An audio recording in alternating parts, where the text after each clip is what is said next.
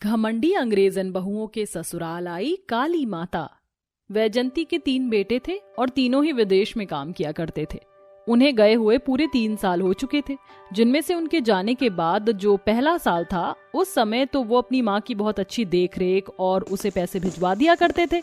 लेकिन अब 2 साल से उन्होंने अपनी माँ को जरा भी देखा नहीं था और इसी के चलते वैजंती की बहुत ज्यादा तबीयत खराब हो रही थी, जिस वजह से वो अब अपने गांव के एक आदमी को बुलाकर उनसे कहती हैं, जितेंद्र भैया, मेरी आपसे एक दरख्वास्त है।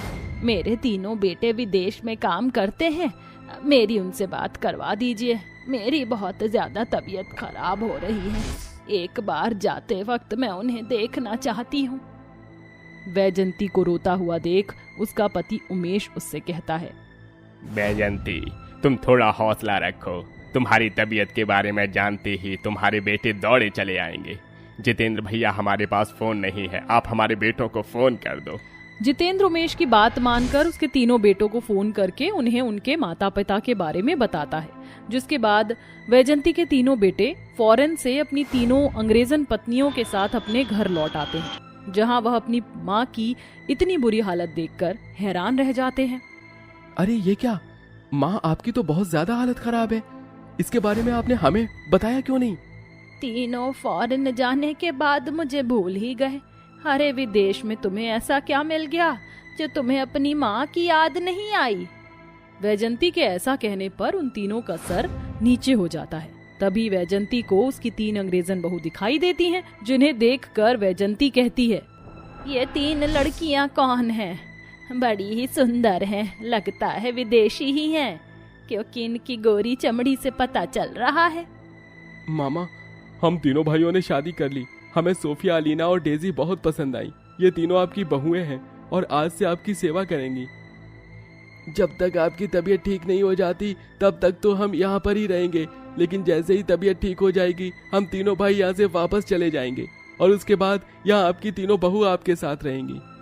वैजंती के लिए ये भी बहुत बड़ी बात थी कि उसके तीनों बेटे उससे मिलने उसके गांव में आए थे। वहीं जब कुछ दिनों में वैजंती की तबीयत ठीक हो जाती है तो उसके तीनों बेटे वापस से विदेश चले जाते हैं और वह यहाँ अपनी तीनों अंग्रेजन बहू के साथ रह जाती है। अब उनके विदेश जाने से पहले तो उसकी तीनों बहू बहुत अच्छे से उसके साथ रहती थी, लेकिन उसके बेटों के जाने के बाद वो अपने अपने रंग दिखाना शुरू कर देती हैं। कहाँ है ये तीनों? अभी तक सोकर ही नहीं उठी हैं। हे भगवान, ये कैसी बहू है मेरी, इन्हें तो टाइम टेबल का जरा भी अंदाजा तक नहीं। अरे सोफिया, लीना, डेजी, कहाँ हो तुम तीनों? वैजंती ऐसा कहकर चिल्लाती है। उसके चिल्लाने की आवाज से उन तीनों की नींद खुल जाती है और वह गुस्से से अपनी सास के पास आकर कहती है, बुढ़िया, तेरा दिमाग खराब हो गया है क्या, जो सुबह सुबह चिल्ला रही है हमारे ऊपर? जब से इस घर के अंदर आए हैं तब से तूने हमारा जीना हराम करके रखा है। अरे चाहती क्या है तू हमसे, क्यों हमें जीने नहीं दे रही है?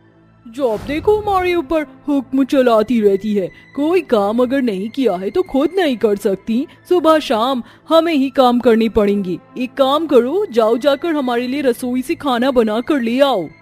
वाह वाह वाह, देखो तो सही किस तरह अपने रंग दिखा रही हो तुम तीनों।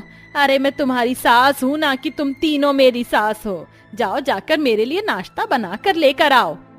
हाँ हाँ, मैं जानती हूँ कि तू टेढ़ी खीर है और सीधी उंगली से नहीं सुधरेगी। रुक जा, तुझे तो मैं अभी बताती हूँ। ऐसा कहने के बाद अलीना उसका हाथ पकड़ती और मरोड़ने लगती है, जिसके बाद बेचारी वैजंती दर्द से चिल्लाती है और चुपचाप रसोई में जाकर अपनी तीनों घमंडी अत्याचारी बहू के लिए नाश्ता बनाने लगती है। ये कैसी लड़कियों से मेरे बेटों ने शादी कर ली है। उन्होंने तो यहाँ मेरा जीना ही हराम कर दिया है। अब मैं इनका क्या करूं? कुछ समझ में नहीं आ रहा है। मेरे बेटे भी यहाँ नहीं है जो मुझे इनसे बचा सके। अब वैजंती की तीनों अंग्रेजन बहू घर के किसी भी काम को हाथ नहीं लगाती, जिसके चलते घर के सारे काम बेचारी वैजंती को ही करने पड़ते हैं। घर का झाड़ू पोछे से लेकर घर में खाना तक वैजंती ही बनाती है और उसकी तीनों अंग्रेजन घमंडी बहुएं आराम से अपनी खूबसूरती के चलते पूरे दिन अपने कमरों में आराम करती रहती हैं। वहीं वैजंती काली माता को बहुत ज्यादा माना करती थी। वह उनकी बहुत पूजा पाठ किया करती थी। इसी के चलते नवरात्रि आ रहे होते हैं। और वह दुर्गा माँ और काली माता के लिए नवरात्रि रख लेती है। मेरे ऊपर इतनी परेशानियां बीत रही हैं, मैं अपनी काली माता को प्रसन्न करूंगी ताकि मेरी सारी समस्याएं खत्म हो जाएं। वैजंती काली माता को बहुत ज्यादा मानती थी। घर में काली माता की एक बहुत बड़ी मूर्ति भी थी। पहले नवरात्रि पर वह काली माता की पूजा करते हुए काली माता से कहती है, माता रानी, मेरी तीनों घमंडी बहू की बुद्धि ठीक करो। पता नहीं क्यों वो मुझे इस तरह परेशान करती हैं, बल्कि मैं तो उनकी सास हूँ। उन्हें मेरा आदर करना चाहिए और मेरे तीनों बेटों को वापस से यहाँ बुला दो, वरना मैं ये सब और बर्दाश्त नहीं कर पाऊंगी। वैजंती पहले दिन तो अच्छे से पूजा कर लेती है, लेकिन उसके बाद के दिन बहुत ज्यादा बुरे जाने लगते हैं, क्योंकि वो जब भी काली माता की पूजा करने जाती तो उसकी तीनों घमंडी बहू में उसे काम के बहाने अपने पास वो बुला लेती और उससे घर के काम करवाने लगती। देखते ही देखते पूरे व्रत हो जाते हैं और जब 8वां व्रत आता है तो वह अष्टमी पूजने के लिए घर में माता रानी का भोग बना रही होती है। काली माता के लिए भोग बना लेती हूँ। आज उनके इस व्रत का आखिरी दिन है और इसके बाद मैं कन्याओं को खाना खिलाऊंगी। वैजंती उस दिन बहुत खुश होती है कि तभी उसकी तीनों बहुएं जोर जोर से आवाज लगाने लगती हैं। अरे कहाँ मर गई बुढ़िया, अभी तक मेरे लिए चाय तक नहीं लेकर आई। ओहो, मेरे कपड़े भी आयरन नहीं हैं और अभी तक लंच भी तैयार नहीं किया है। कहाँ गई फटीचर बुढ़िया? देखो जरा, मेरे कपड़े भी नहीं धोए हैं, अब मैं क्या पहन कर जाऊंगी? आज तो मैं इसे छोड़ूंगी ही नहीं। तीनों की तीनों अंग्रेजन बहू अपनी सास को पूजा भी नहीं करने देती हैं, जिसके चलते वो अपनी सास के ऊपर ही हाथ छोड़ने लगती हैं। लेकिन ज्यादा बीमार होने की वजह से वैजंती इस समय बेहोश हो जाती है। कुछ देर अचानक से घर में शांति हो जाती है और तभी काली माता अपनी बड़ी सी मूर्ति के अंदर से निकलकर स्वयं उनके सामने प्रकट होती हैं और गुस्से से कहती हैं, तुमने मेरी इतनी अच्छी भक्त के साथ ऐसा किया, उसे मारा पीटा, जबकि उसने तुम्हारी इतनी सेवा की। काली माता का ऐसा रूप देखकर वह तीनों बहुत ज्यादा घबरा जाती हैं। तुमने एक बार भी इस बूढ़ी औरत के बारे में नहीं सोचा? ये तुम्हारा इतना ख्याल रखती है, तुम्हारे इतने नखरों को झेलती है। अरे एक माँ भी तुम्हारे लिए इतना कभी नहीं कर पाएगी जितना इस औरत ने तुम्हारे लिए किया है। काली माता की बातें सुनने के बाद उन तीनों अंग्रेजन बहू को अपनी गलती का पछतावा होता है। वो तीनों काली माता के चरणों में गिरकर उनसे माफी मांगती हैं। हमें माफ कर दो काली माँ, बहुत बड़ी भूल हो गई, हमें अपनी सास के साथ ऐसा नहीं करना चाहिए था।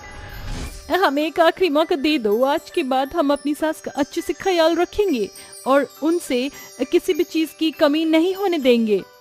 समय पर अपनी गलती का एहसास होना ही इंसानियत है।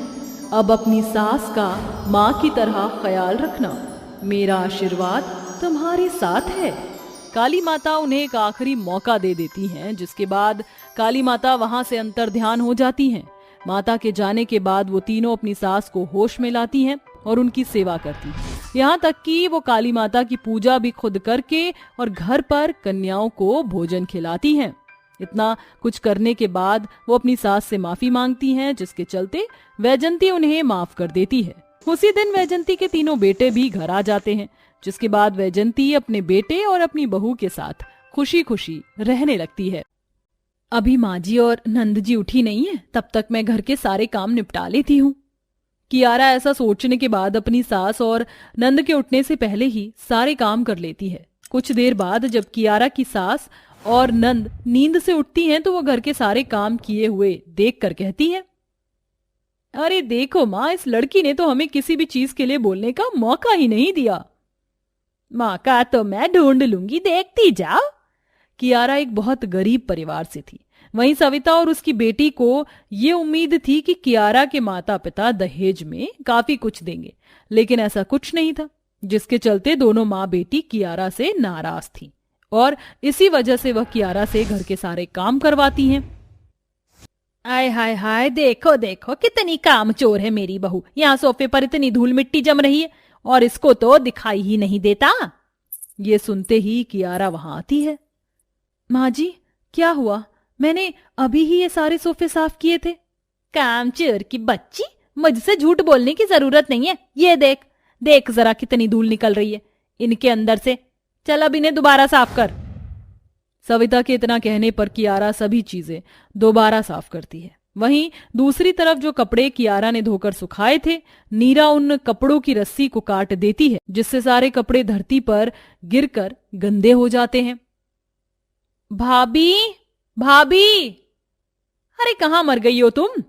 भाभी, ओ कामचोर भाभी। तभी वहां कियारा आती है। हे भगवान, ये क्या? मैंने ये सारे कपड़े इस रस्सी पर सुखाए थे, ये रस्सी टूट कैसे गई?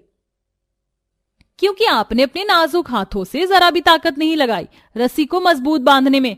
और देखो जरा, ये सारे कपड़े कितने गंदे हो गए हैं। अब एक काम करो, घर का सारा काम छोड़ो और पहले इन कपड़ों को धो दो। ऐसा कहने के बाद नीरा अपनी माँ के कमरे में जाती है। मैंने तो धुले कपड़ों की रस्सी ही काट दी। माँ उसको परेशान करने के लिए अब मजा आएगा जब उसको दोबारा कपड़े धोने पड़ेंगे। अरे वाह बेटी, तू तो सच में मेरी ही बेटी है और इस बात में कोई शक नहीं है। ये सब दरवाजे के पास से कियारा सुन लेती है और अचानक वह अपनी सास के कमरे में आ जाती है, जहां नीरा और सविता उसे देखती ही रह जाती हैं। क्योरी, क्या कर रही है तू यहाँ? चोरी छुपे हमारी बातें सुन रही है? नहीं माँ जी, मैंने कुछ नहीं सुना। मैं तो बस आपसे ये कहने आई थी कि कपड़े धोने के लिए सर्फ एक्सेल नहीं है। सविता तभी अपनी अलमारी से सर्फ एक्सेल का पैकेट निकालकर कियारा को दे देती है, जिससे कियारा कपड़े धोने के लिए ले जाती है। माँ, सच में इसने हमारी बातें नहीं सुनी? अरे सुनी भी होंगी तो क्या ही फर्क पड़ता है। सविता ऐसा कहने के बाद कमरे से चली जाती है। इसी प्रकार दोनों माँ बेटी कियारा के ऊपर हमेशा अत्याचार करते रहते हैं, लेकिन कियारा सभी चीजों को नजरअंदाज कर देती है। कुछ दिनों बाद माँ दुर्गा की नवरात्रि आ जाती है, जिसके चलते कियारा व्रत रखती है और माँ दुर्गा की मंदिर में पूजा करती है। उस दिन वह नाश्ता बनाने में लेट हो जाती है। दुर्गा है मेरी माँ, अम्बे है मेरी माँ, माँ माँ माँ अब तू ही है मेरी माँ। दुर्गा है मेरी माँ, अम्बे है मेरी माँ। तभी बीच में सविता गुस्से से आग बबूला हुए उसको बीच पूजा से उठाती है और उसके मुंह पर एक जोरदार तमाचा मारती है। कल मुंही, यहाँ व्रत रखकर पूजा पाठ कर रही है, हमारा नाश्ता क्या तेरा बाप आकर बनाएगा? कियारा ऊंची आवाज में कहती है। आखिर आपको मुझसे परेशानी क्या है? क्यों मुझे जीने नहीं दे रही हो इस घर में?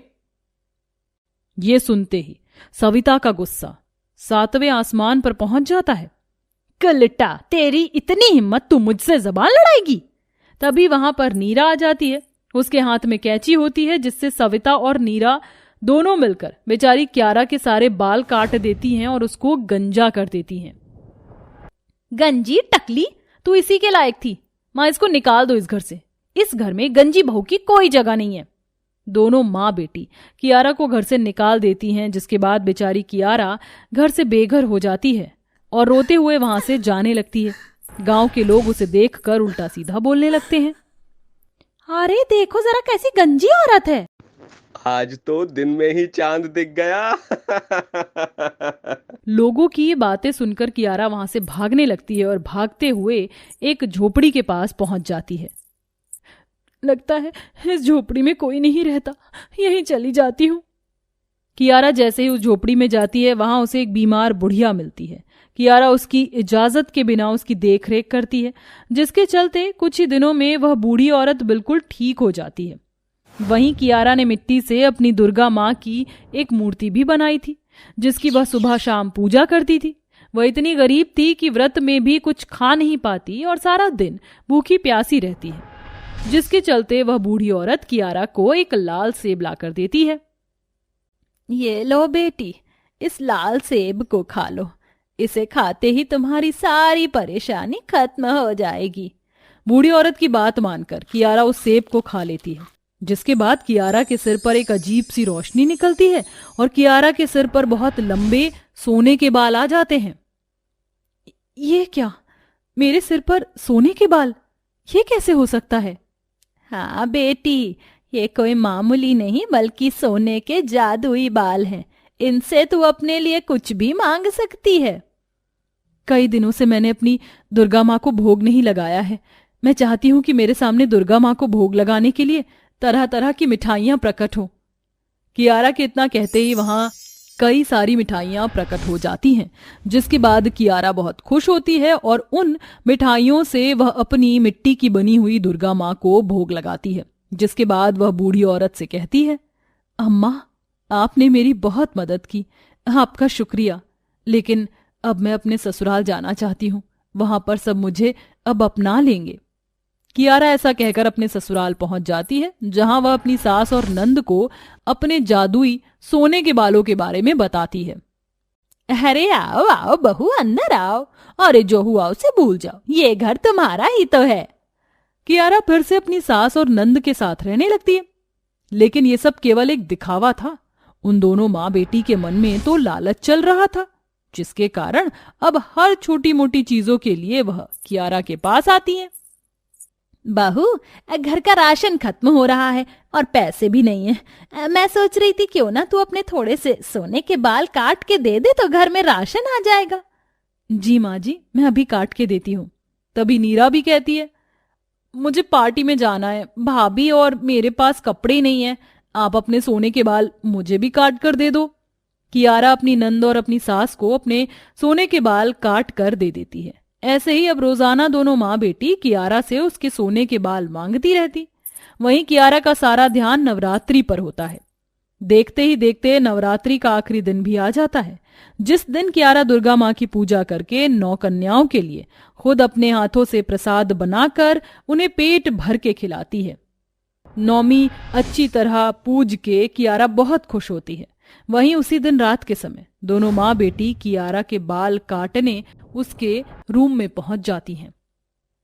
एक ही बार इसके सारे बाल काट लेंगे तो सोने के बालों के साथ जादू भी हमें ही मिल जाएगा, और बार बार इससे हमें इसके सोने के बाल भी नहीं मांगने पड़ेंगे। सविता जैसे ही कियारा के बालों पर कैंची स्पर्श करती है, उसे एक जोरदार करंट लगता है। तभी वहां माँ दुर्गा प्रकट होती हैं। तुम दोनों के मन में इतना लालच है कि तुम्हें बेचारी कियारा की अच्छाई कभी दिखी ही नहीं। वो इस घर को अपना घर समझती है और तुम दोनों उसे कुछ नहीं समझती, जिसके चलते तुम कियारा को फिर से गंजा करने आ गई। जैसे हर पापी को उसकी सजा मिलती है, अब मैं तुम्हें सजा दूंगी।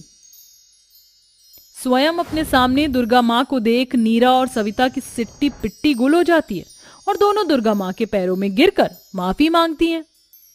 हमें माफ कर दीजिए दुर्गा माँ, हमसे बहुत बड़ी भूल हो गई, हम ऐसा दोबारा कभी नहीं करेंगे। आज से हम कियारा का बहुत ध्यान रखेंगे, हमें बस एक आखिरी मौका दे दीजिए।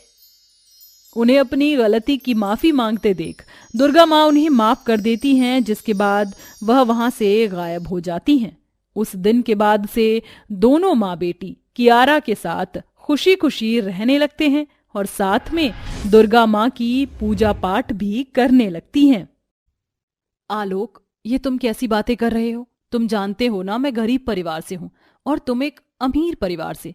तुम्हारे घर वाले मुझे कभी भी अपनी बहू नहीं मानेंगे।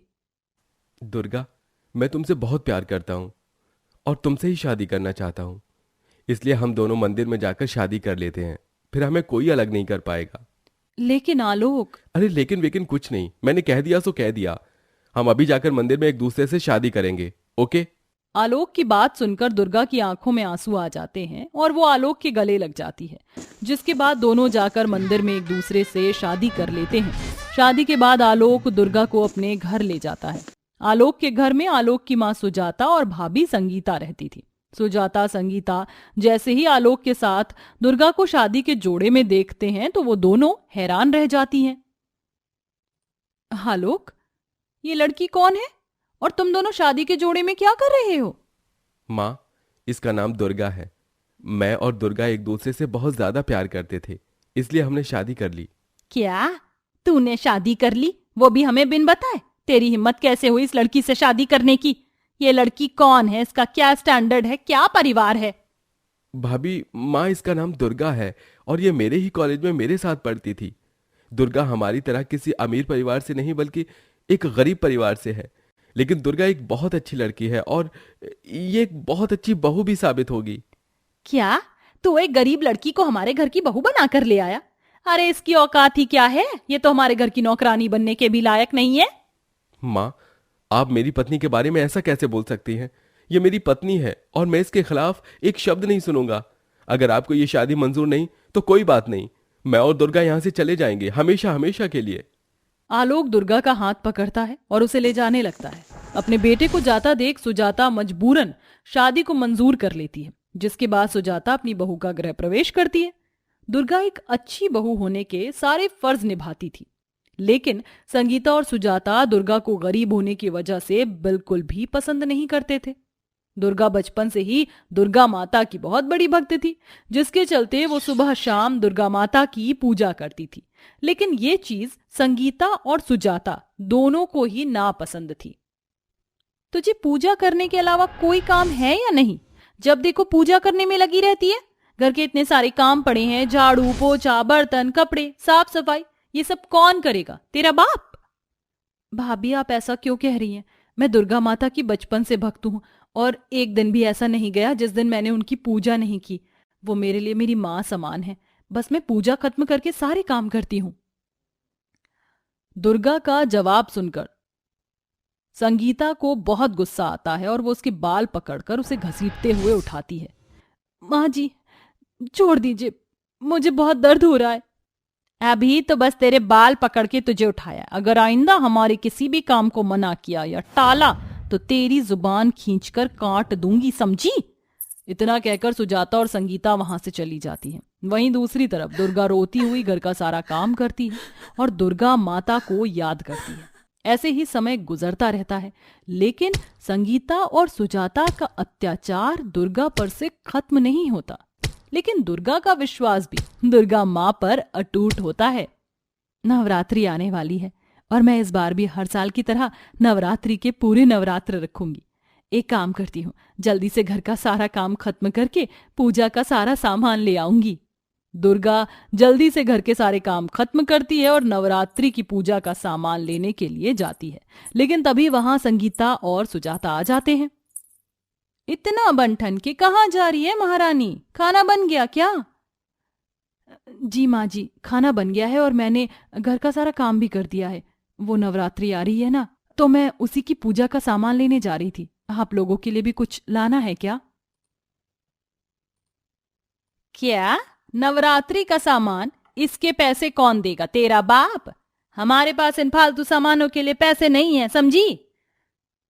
भाभी ऐसा मत बोलिए, वरना दुर्गा माता आपसे रुष्ट हो जाएंगी। बकवास बंद कर अपनी, समझी? वापस अंदर जाओ और हमारे लिए चाय बना कर ला।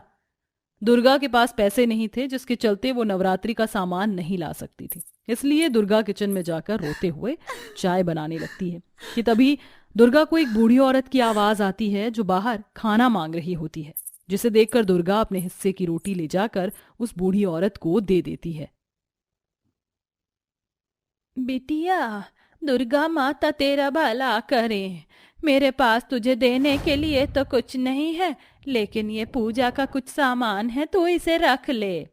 वो बूढ़ी औरत दुर्गा को पूजा का सामान देकर चली जाती है, जिसे देखकर दुर्गा बहुत खुश होती है और जाकर नवरात्रि की पूजा की तैयारी करती है और दुर्गा माता की आरती गाती है कि तभी वहां संगीता और सुजाता दुर्गा को पूजा करते देख लेते हैं। उन्हें दुर्गा पर बहुत गुस्सा आता है, इसलिए अब वो दुर्गा के नवरात्रि के व्रत को खराब करने का प्लान बनाते हैं। दुर्गा, आज घर में खीर बनी थी तो सोचा तुझे भी दे दूं। नहीं भाभी, आज मेरा व्रत है, व्रत में मैं ये सब चीज नहीं खा सकती। तू तो मेरी दी हुई चीज को मना करेगी? तू जानती है ना, अगर तूने ये खीर नहीं खाई तो मैं तेरा क्या हाल करूंगी। आप चाहे कुछ भी करें, लेकिन मैं अपना नवरात्रि का व्रत नहीं तोड़ूंगी। तू रुक, मैं अभी तेरा व्रत तोड़ती हूं। इतना कहकर संगीता जबरदस्ती दुर्गा को खीर खिलाने की कोशिश करती है। दुर्गा संगीता के सामने काफी रोती है, लेकिन संगीता दुर्गा को आखिरकार खीर खिला ही देती है, जिस वजह से दुर्गा रोते हुए दुर्गा माता की मूर्ति के सामने जाकर उनसे माफी मांगती है। हे माँ दुर्गा, मुझे माफ कर दो, इसमें मेरा कोई कसूर नहीं, मुझे माफ करो और मेरे व्रत को स्वीकार करो। अपने साथ इतना सब कुछ होने के बाद भी दुर्गा हार नहीं मानती और दुर्गा माता के 9 व्रत रखती है। ऐसे ही पूरे 9 दिन तक उसके साथ उसकी सास और उसकी जेठानी कभी उसे मारते तो कभी उसकी पूजा को खंडित करने की कोशिश करते हैं, लेकिन दुर्गा हार नहीं मानती। ऐसे ही 9 दिन बीत जाते हैं और 9वें दिन कन्या पूजन के लिए दुर्गा 9 अनाथ बच्चों को लेकर आती है। बच्चों, तुम यहाँ आराम से बैठो, मैं तुम्हारे लिए माता रानी का प्रसाद लेकर आती हूँ। दुर्गा उन अनाथ कन्याओं के लिए भोग का प्रसाद लेने के लिए जा ही रही होती है कि तभी वहां संगीता और सुजाता आ जाते हैं और गरीब अनाथ बच्चों को देखकर उनका गुस्सा 7वें आसमान पर पहुंच जाता है। तेरी हिम्मत कैसे हुई अपनी तरह गरीब लड़कियों को मेरे घर के अंदर लाने की? ये राशन क्या तेरे बाप ने भिजवाया था जो तू इन लोगों को ये प्रसाद खिला रही है? अभी इन लोगों को इस घर से बाहर ले जाओ, वरना उनके साथ साथ तुझे भी इस घर से निकाल दूंगी। भगवान से डरिए, आज कन्या पूजन है। आज के दिन कन्याओं का अपमान करना दुर्गा माता का अपमान करना होता है। अच्छा, तो तू अब 2 कौड़ी की मुझे समझाएगी कि क्या अपमान है क्या पुण्य है? रुक, आज तो तेरी अकड़ ठिकाने लगाकर ही रहूंगी। इतना कहकर जैसे ही दुर्गा का हाथ पकड़कर उसे घर से बाहर ले जाने लगती है कि तभी वहां दुर्गा माता की मूर्ति के अंदर से एक सफेद और चमकदार रोशनी निकलती है और देखते ही देखते उन सब के सामने साक्षात दुर्गा माता प्रकट हो जाती हैं। रुक जाओ सुजाता, अगर तुमने एक कदम और आगे बढ़ाया तो मैं तुम्हें जलाकर समाप्त कर दूंगी। तुम दोनों ने शुरुआत से मेरी बेटी दुर्गा पर बहुत अत्याचार किए हैं, लेकिन उसने हार नहीं मानी। तुमने मेरा इतना अपमान किया और आज तुम मेरी ही कन्याओं को घर से बाहर निकालने की बात कर रही हो। तुम्हारा पाप का घड़ा अब भर गया है, इसलिए अब तुम दोनों को सजा जरूर मिलेगी। दुर्गा माता सुजाता और संगीता को उनके किए की सजा देने ही वाली होती है कि तभी दुर्गा माता को रोक देती है। इन्हें सजा मत दीजिए, इन्हें सजा मिलता देख मैं कैसे देख सकती हूँ माता, इन्हें क्षमा कर दीजिए।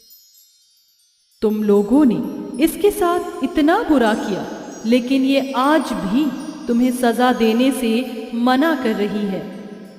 दुर्गा माता की बात सुन सुजाता संगीता को अब अपनी गलती का एहसास हो जाता है, जिसके बाद दोनों दुर्गा माता से माफी मांगकर दुर्गा से भी माफी मांगते हैं। दुर्गा माता उन सभी को आशीर्वाद देकर चली जाती है, जिसके बाद अब संगीता सुजाता और दुर्गा तीनों मिलकर उन सभी अनाथ कन्याओं का कन्या पूजन करते हैं और खुशी खुशी साथ रहते हैं।